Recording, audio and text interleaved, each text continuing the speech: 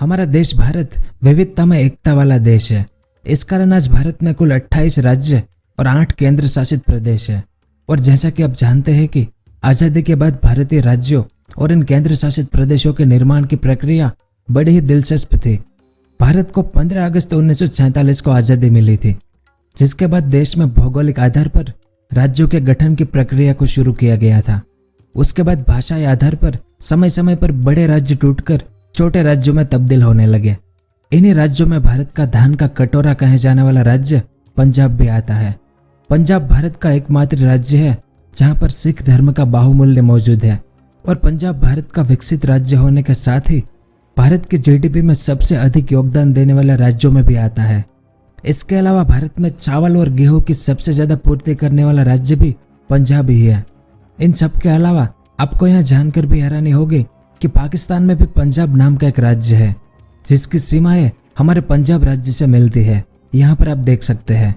और वर्तमान में हम जिस पंजाब राज्य को देखते हैं, ये वाला पंजाब, वो अपने पुराने पंजाब से कई गुना छोटा है। तो एक बड़े क्षेत्रफल पर अपने अधिकार करने वाला पंजाब आज इतना छोटा सा राज्य क्यों है? तो इसके लिए हमें पंजाब के निर्माण की कहानी को जानना होगा। तो आज के इस वीडियो में हम इसी के बारे में विस्तार से जानेंगे कि पंजाब का निर्माण कैसे, कब और क्यों हुआ था, इसका इतिहास क्या है, एक अलग पंजाबी राज्य बनने के बाद भी पंजाब को किन किन समस्याओं का सामना करना पड़ा था, इसके क्या क्या अलग अलग कारण थे, वो सब और इसके अलावा और भी बहुत कुछ जानने को मिलेगा आपको इस वीडियो में। तो वीडियो के अंत तक हमारे साथ बने रहिए। अब पंजाबी शब्द एक फारसी शब्द है जिसमें पंज का मतलब 5 होता है और आप का मतलब पानी होता है, यानी 5 नदियों के क्षेत्र से बना राज्य पंजाब। इस कारण तो पंजाब को 5 नदियों की भूमि भी कहा जाता है। और यह 5 नदियां सतलुज नदी, ब्यास नदी, रावी नदी, चेनाब नदी और झेलम नदी है, जो पंजाब से होकर गुजरती है। अब साल 1947 में भारत के विभाजन के समय चेनाब और झेलम नदी पाकिस्तान के पंजाब प्रांत में चली गई थी। यानी अब भारत के पंजाब में 4 नदियां जैसे सतलुज, ब्यास, रावी और घग्गर नदियां ही बहती है। और इन नदियों के कारण ही पंजाब भारत का सबसे उपजाऊ राज्य है। इसीलिए तो इस राज्य में एक कहावत भी सिद्ध होती है कि पंजाब की धरती सोना उगलती है। खैर, तो पंजाब का क्षेत्रफल 50,362 वर्ग किलोमीटर का है, जिसमें 20 जिले आते हैं। वहीं पंजाब की राजधानी चंडीगढ़ है, जो पंजाब की राजधानी होने के साथ ही उनके पड़ोसी राज्य हरियाणा की भी राजधानी है। तो ये तो आज मौजूदा समय के भारतीय पंजाब राज्य की बात हुई, लेकिन इस पंजाब का निर्माण कैसे हुआ था, यानी अब बात करते हैं पंजाब के एकीकरण के बारे में। तो पंजाब राज्य के एकीकरण की शुरुआत भारत की आज़ादी से पहले ही हो चुकी थी।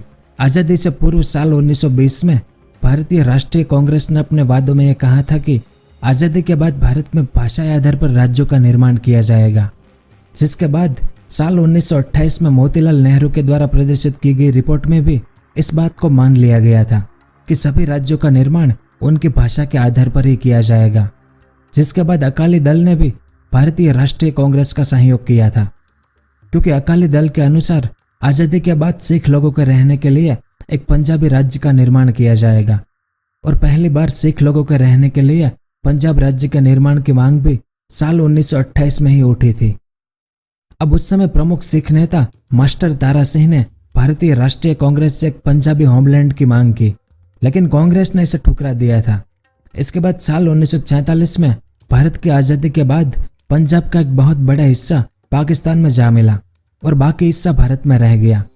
और भारत में जो पंजाब का हिस्सा रहा, उसे वर्तमान समय का हरियाणा, हिमाचल प्रदेश और पंजाब राज्य आता है, जिसमें पंजाबी और हिंदी बोलने वाले लोगों की संख्या ज़्यादा थी।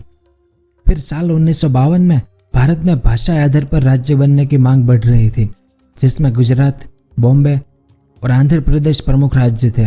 और इन्हीं राज्यों के आंदोलनों को देखकर एक स्वतंत्र पंजाबी बोलने वाले पंजाबी होमलैंड की मांग फिर से शुरू हो गई। इस आंदोलन को इतिहास में पंजाब सूबा मूवमेंट या पंजाब सूबा आंदोलन के रूप में जाना जाता है।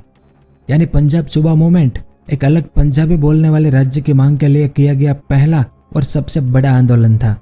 और शिरोमणि अकाली दल ने इस आंदोलन को हवा दी, जिसके बाद पूरे पंजाब में यह आंदोलन आग की तरह भड़क उठा था। पूरे पंजाब में पंजाब सूबा अमर रहे और महापंजाब के नारे लग रहे थे। वहीं इन नारों से घबराकर धारा 144 के अंतर्गत 6 अप्रैल 1955 को इन नारों को बैन कर दिया गया और इन नारों को लगाने वाले लोगों को जेल में डाल दिया गया। तो साल 1955 में पंजाब सूबा अमर रहे और महापंजाब के नारों पर धारा 146 लागू करने के बाद शिरोमणि अकाली दल को यह लगने लगा कि सरकार के द्वारा ऐसा कदम उठाने से पंजाबी लोगों की स्वतंत्रता छीनी जा रही है। तब शिरोमणि अकाली दल ने सरकार से कहा कि वह बिना हिंसा के प्रदर्शन करेंगे, जिस कारण सरकार ने भी उन्हें आंदोलन हेतु इजाजत दे दी। लेकिन स्वतंत्र पंजाब के आंदोलन के प्रमुख नेता मास्टर तारा जी को 10 मई 1955 को गिरफ्तार कर लिया गया और मास्टर तारा सिंह जी की गिरफ्तारी से आंदोलनकारी फिर से भड़क उठे, जिसके बाद पूरे पंजाब में हिंसा भरे आंदोलन शुरू हो गया। पुलिस ने जुलाई महीने में 12,000 से ज्यादा आंदोलनकारियों को गिरफ्तार किया। वहीं पुलिस अमृतसर के स्वर्ण मंदिर के परिसर में पहली बार हथियार लेकर गई और 40 से अधिक प्रदर्शनकारियों को गिरफ्तार किया गया, जिसमें से कई प्रदर्शनकारियों को स्वर्ण मंदिर में ही गोली मार दी गई थी। अब स्वर्ण मंदिर सिख धर्म के लोगों के लिए एक पवित्र जगह मानी जाती है। ऐसे में स्वर्ण मंदिर में पुलिस जूते पहनकर और हथियार लेकर गई और ऊपर से पुलिस के द्वारा गुरुद्वारे की परिक्रमा और लंगर को भी बंद करवा दिया गया। इस कारण पूरे भारत में केंद्र सरकार की कड़ी निंदा भी हुई थी। और इतना ही नहीं, जनसंघ और कांग्रेस इस आंदोलन के खिलाफ थी, क्योंकि इन पार्टियों को यह लगता था कि अगर प्रत्येक भाषा के आधार पर राज्य बनाया गया तो भारत कई टुकड़ों में टूट जाएगा और अनेक छोटे छोटे राज्यों का निर्माण हो जाएगा। लेकिन सामने पंजाबी लोगों का यह मानना था कि जिस प्रकार आंध्र प्रदेश, उत्तर प्रदेश और तमिलनाडु जैसे राज्यों का निर्माण किया गया है, उसी प्रकार पंजाबी बोलने वाले लोगों के लिए भी एक अलग राज्य का निर्माण किया जाना चाहिए। लेकिन फिर भी एक पंजाबी राज्य की मांग का आंदोलन धीरे धीरे आगे बढ़ता गया। जब जब राज्यों में इलेक्शन आते थे तब तब पंजाब सूबा आंदोलन फिर जी उठता था, लेकिन इलेक्शन के खत्म होने के बाद वापस से आंदोलन ठंडा पड़ जाता था। फिर इस आंदोलन को खत्म करने के लिए इंदिरा गांधी ने कांग्रेस वर्किंग कमेटी के अंतर्गत 9 मार्च 1966 को एक अलग पंजाबी राज्य की मांग को मान लिया और पंजाब के विभाजन के लिए संसद में बिल भी पेश किया गया। लेकिन उस समय जनसंघ ने इसका विरोध किया और इसे अकाली कम्युनिज्म कहा गया, क्योंकि जनसंघ के अनुसार पंजाब जितना पंजाबी बोलने वालों के लिए है उतना ही हिंदी बोलने वालों के लिए भी है, तो पंजाब का विभाजन किसी भी तौर पर नहीं किया जाना चाहिए। लेकिन फिर 7 सितंबर 1966 को पंजाब रीऑर्गेनाइजेशन बिल यानी पंजाब पुनः निर्माण बिल संसद में पास हो गया और 18 सितंबर को राष्ट्रपति के साइन करने के बाद एक नोटिफिकेशन निकाला गया। यह नोटिफिकेशन 1 नवंबर 1966 को पारित हुआ। इसमें पंजाब को 3 भागों में विभाजित कर दिया गया। पंजाब के दक्षिण में जहां हरियाणवी बोली जाती है उसे हरियाणा राज्य बना दिया गया, यानी ये वाला, यानी हरियाणा 1966 में भारत का 17वां राज्य बना।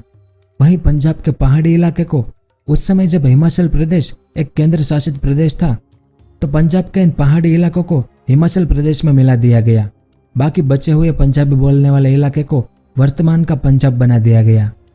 लेकिन इसके बाद हरियाणा और पंजाब दोनों ने चंडीगढ़ पर अपना हक जताया, क्योंकि यह सबसे बड़ा शहर था पुराने पंजाब राज्य का। तो ये दोनों राज्य चाहते थे कि चंडीगढ़ उनका हो जाए। लेकिन फिर चंडीगढ़ को पंजाब और हरियाणा दोनों राज्यों की राजधानी बनाया गया और चंडीगढ़ को एक केंद्र शासित प्रदेश के रूप में दर्जा दिया। लेकिन एक पृथक पंजाबी राज्य होने के बाद भी पंजाब की समस्याएं कम नहीं हुई। वर्तमान समय में भी पंजाब के विभाजन के बाद हरियाणा और पंजाब में कई मतभेद हैं, जिनमें से कुछ इस प्रकार के हैं। कई ऐसे इलाके हैं जहां पर पंजाबी बोली जाती है, उन जिलों को हरियाणा और हिमाचल प्रदेश को दे दिया गया, जबकि यहाँ जिले पंजाब को मिलने चाहिए थे। इनमें से कुछ प्रमुख है अंबाला, कुरुक्षेत्र, फतेहाबाद, हिसार आदि जिलों में पंजाबी प्रमुख भाषा है, फिर भी आज हरियाणा का हिस्सा है, जबकि इन जिलों को पंजाब का हिस्सा होना चाहिए था। फिर पंजाब के निर्माण के 50 सालों बाद भी अब तक पंजाब को खुद की राजधानी तक नहीं मिली है। चंडीगढ़ हरियाणा और पंजाब दोनों की राजधानी के रूप में काम कर रही है और न ही पंजाब को अब तक खुद का हाईकोर्ट भी मिला है। इसके अलावा पंजाब और हरियाणा आपस में बांध के पानी के लिए भी झगड़ते रहते हैं। सतलज यमुना डिस्प्यूट इन दोनों राज्यों के लिए बहुत ही पुराना और सबसे विवादित झगड़ा है। दोनों ही राज्यों इन नदियों पर अपना अपना अधिकार जमाते हैं, जबकि वर्तमान पंजाब से इन नदियों के पानी का कंट्रोल पूर्ण रूप से छीन लिया गया है। इसके अलावा चंडीगढ़ पंजाब की राजधानी होते हुए भी चंडीगढ़ केंद्र शासित प्रदेश है, जिस कारण चंडीगढ़ पर पूरा नियंत्रण केंद्र सरकार का है। इस कारण चंडीगढ़ में पंजाबी भाषा को भी आधिकारिक भाषा के रूप में नहीं जाना जाता, जो पंजाब राज्य की सबसे बड़ी समस्याओं में से एक मानी जाती है। तो इन सब बातों के अलावा अगर वर्तमान समय के पंजाब को देखा जाए तो यहाँ वो पंजाब राज्य नहीं है जिसके लिए पंजाब सूबा आंदोलन चलाया गया था। अभी भी पंजाब के लोग पंजाबी भाषा के लिए और एक अलग राजधानी की मांग के लिए छोटे मोटे आंदोलन करते रहते हैं, लेकिन ये सभी आंदोलन मात्र चुनाव के समय ही दिखाई देते हैं।